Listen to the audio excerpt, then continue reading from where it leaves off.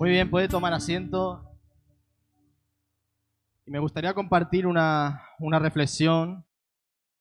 Y quiero dejar claro que lo que voy a compartir, esta breve reflexión, es algo que Dios me está ministrando durante estas 2 últimas semanas. Y a algunos jóvenes ya se lo he compartido. Y me gustaría compartirlo también con todos ustedes, porque creo que le puede edificar y puede ser de bendición. Así que tenemos un Dios maravilloso, un Dios majestuoso, un Dios que por más que tratamos de conocerle, más nos asombramos de su grandeza, de su majestad. Y muchas veces a la hora de describir la grandeza insondable, inalcanzable, inigualable de Dios, solemos cometer ciertas imprecisiones. Y a mí a veces me gusta hablar y sé que a veces me gusta rizar un poco el rizo, pero a la hora de describir quién es Dios en nuestro vocabulario es limitado para describir a lo que es Dios. Y muchas veces decimos, ¿verdad que sí? ¿Cuántos de nosotros, yo el primero, hemos dicho, Dios puede hacer lo que quiera? ¿Cuántos lo han dicho? ¿Cuántos han dicho, Dios puede hacer lo que quiera? Yo lo he dicho. Y no es que esté mal necesariamente. Aunque es correcto en cierto sentido, esta expresión puede llevar a malos entendidos, ya que la voluntad divina no puede contradecir su propia naturaleza, porque Dios es santo, Dios es puro. ¿Qué quiero decir con esto? Dios puede hacer todo, escuche bien, Dios puede hacer todo lo que es compatible con su propia naturaleza.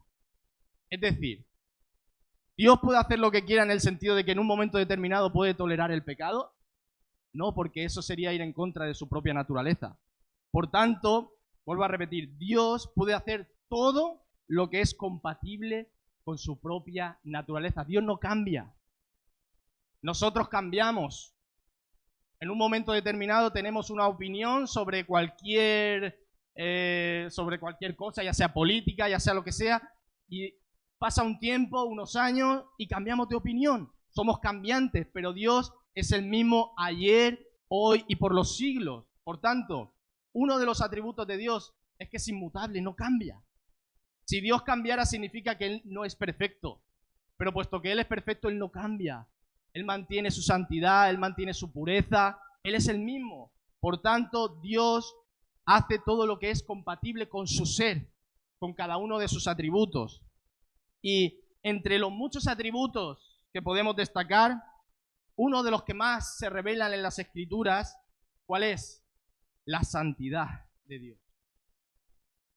En Isaías capítulo 6, versículo 3, vemos que en esa visión que tiene el gran profeta Isaías, esos ángeles comienzan a adorar a Dios. ¿Y qué es lo que dicen?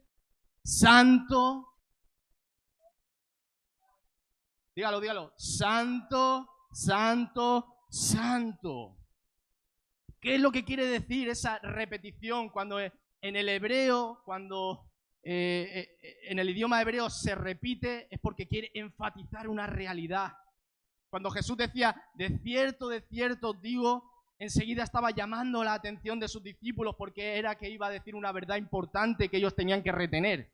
Cuando estos ángeles, estos seres celestiales cantan, entonan ese cántico, santo, santo, santo, eso quiere decir que hay una plenitud de la santidad divina. Están destacando ese atributo, la santidad, la pureza de Dios.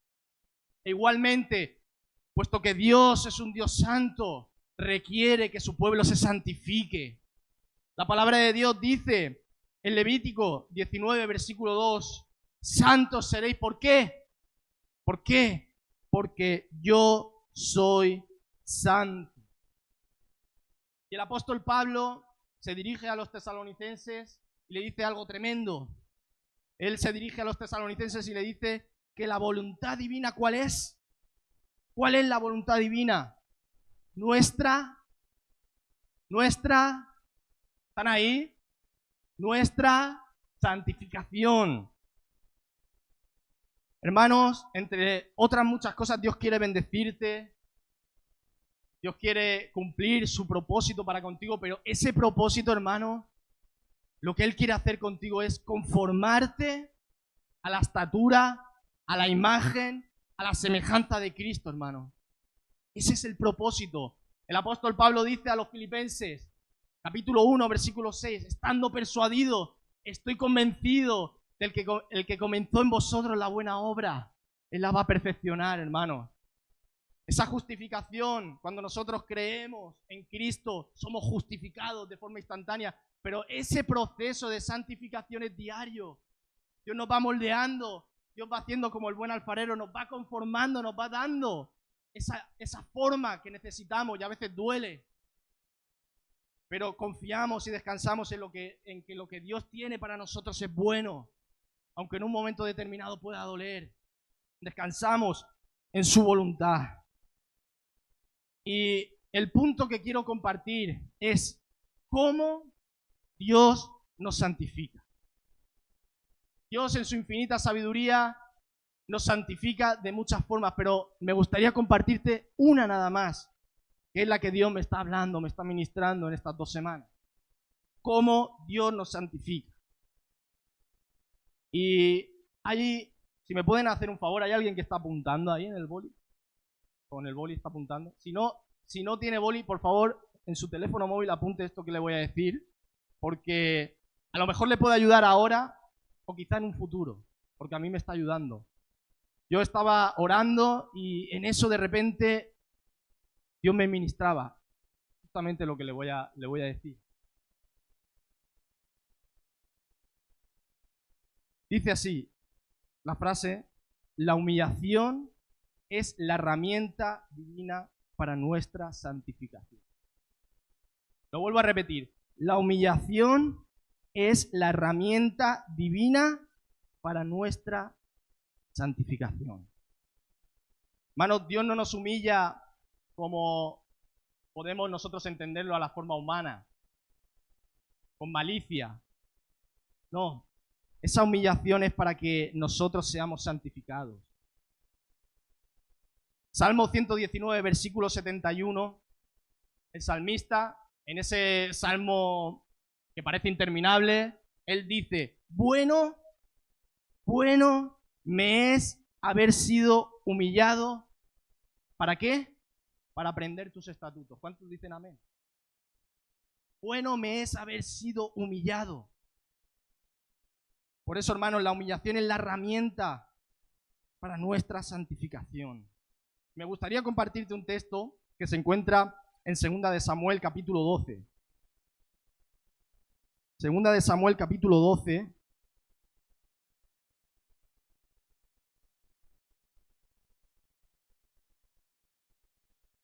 Versículo 1.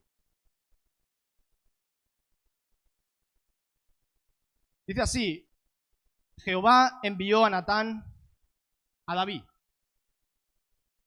Y viniendo a él le dijo: oh rey, había 2 hombres en una ciudad. El uno era rico y el otro, ¿qué era? Pobre. El rico tenía numerosas ovejas y vacas, pero el pobre no tenía más que una sola corderita, que él había comprado y criado, y que había crecido con él y con sus hijos, juntamente, comiendo de su bocado y bebiendo de su vaso y durmiendo en su seno, y la tenía como a una hija.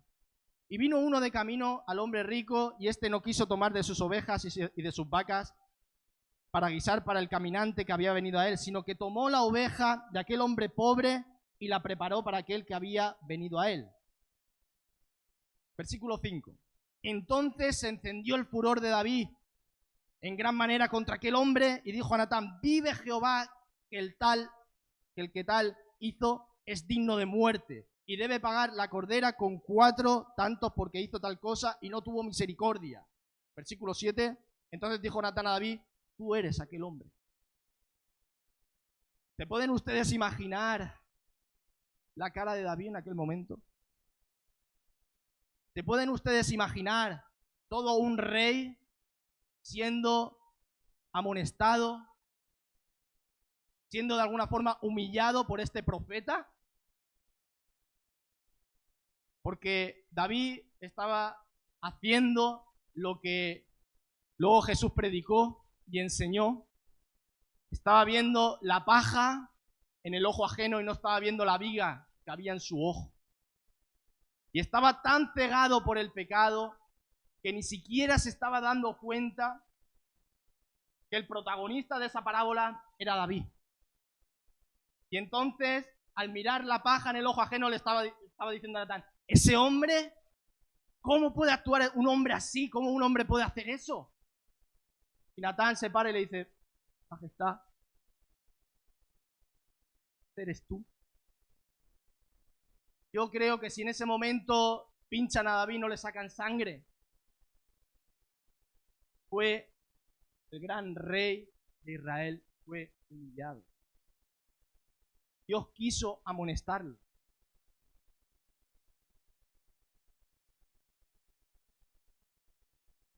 Este es el trato divino que Dios tuvo en el rey David.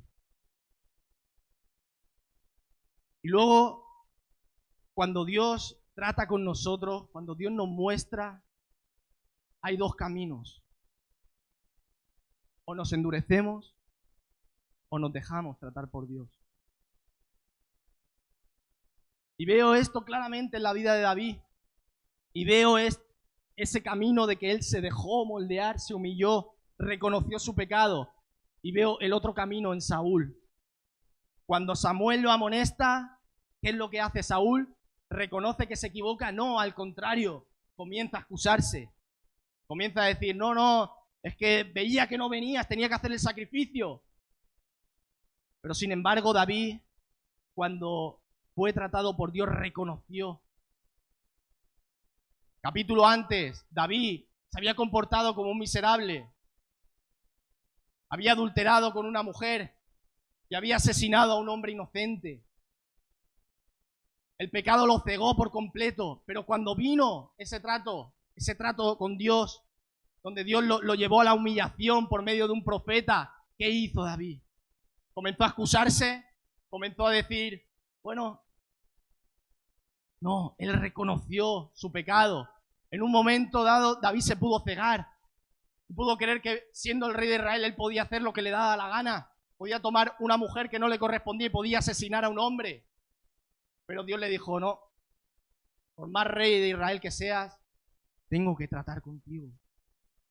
Y David se dejó moldear. Y es lo que vemos. Salmo 51. Salmo que todos conocemos.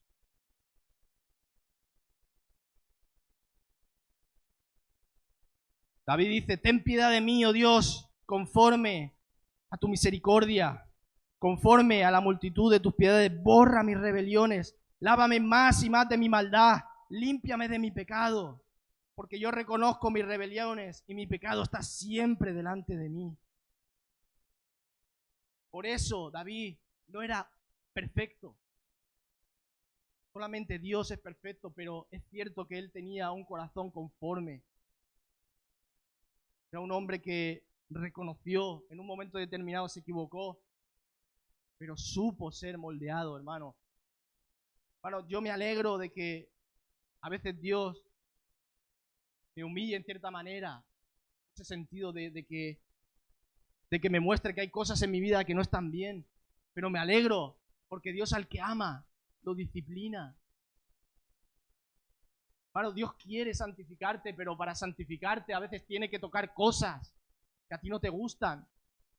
Que el Espíritu Santo te está diciendo que no, que tienes que dejar. Y estoy hablando de mí. Estoy hablando de mí. Dios me está mostrando que hay cosas en mí que no están bien. Él está tratando y me está humillando, pero lo está haciendo para perfeccionarme. Bueno, si usted comprende que ese es el fin, ser conformados a la imagen de Cristo, hermano, no va a tomar ese trato como algo como algo bueno, como lo tomó el salmista. Bueno, me ha sido ser humillado porque así he aprendido tus mandamientos, amar tu palabra. Hermano, muchos de ustedes son padres. Y muchas veces Los hijos no nos comportamos bien, hacemos cosas que no están bien. Ustedes como buenos padres los disciplinan, ¿verdad que sí? Porque quieren el bien. Dios hace exactamente lo mismo. Dios es un buen padre. Cuando nosotros nos humillamos, ¿qué es lo que ocurre? Él. ¿Por qué? Porque Dios, ¿qué? ¿Resiste a quién? Pero al humilde. Jesús que dijo, aprended de mí, soy manso y humilde de corazón. David se humilló, el gran rey. Su predecesor Saúl, todo lo contrario. No reconocía. Su corazón se endurecía. Pero David, cuando se supo pecador, dijo, aquí estoy, Señor. No me importa perder mi reino. No me importa. Yo te quiero a ti. Yo quiero restauración. Él dice, devuélveme el gozo de tu salvación. Porque él, por encima de cualquier otra cosa, amaba a Dios. Hermano, te dejo con una frase que también venía a mi corazón y que yo la tenía escrita hace mucho tiempo ahí en una libreta donde apunto algunas frases. Dice, no manches tus dedos que pronto han de tocar las cuerdas celestiales. No permitas que tus ojos, que en breve verán al Rey, lleguen a ser ventanas de concupiscencia. No permitas que tus pies, que pronto han de andar por las calles de oro, se ensucien en lugares cenagosos. No permitas que tu corazón, que dentro de poco se llenará de cielo y rebosará de gozo, se llene de orgullo y amargura. Hermano, déjese tratar. Todos y cada uno de nosotros estamos en ese proceso de santificación. ¿Hay alguno que ha llegado ya a ese punto ya de que diga, todos, desde el primero hasta el último? Pero me consuela saber que Dios, el Espíritu Santo, está en mí. Está tratando con mi vida. Y yo quiero que dentro de 10 años pueda decir, no soy el mismo Heitor que hace 10 años. Porque Dios me está transformando. Porque Dios está moldeándome. Porque, hermano, todo lo que hagamos, dice la palabra, que tiene que ser para glorificarme. Y así, hermanos, la humillación es la herramienta divina para nuestra santificación. Dios no nos humilla para reírse, para mofarse de nosotros. Dios nos muestra, el Espíritu Santo nos muestra para conformarnos, para purificarnos, para llevarnos a más. Por eso, hermano, te animo. Si hay cosas que no están bien, bienvenido al club. Pero el Señor está haciendo su obra en nosotros. ¿Cuánto lo creen? Amén. Así que vamos a continuar. Puede pasar aquí vamos a estar orando.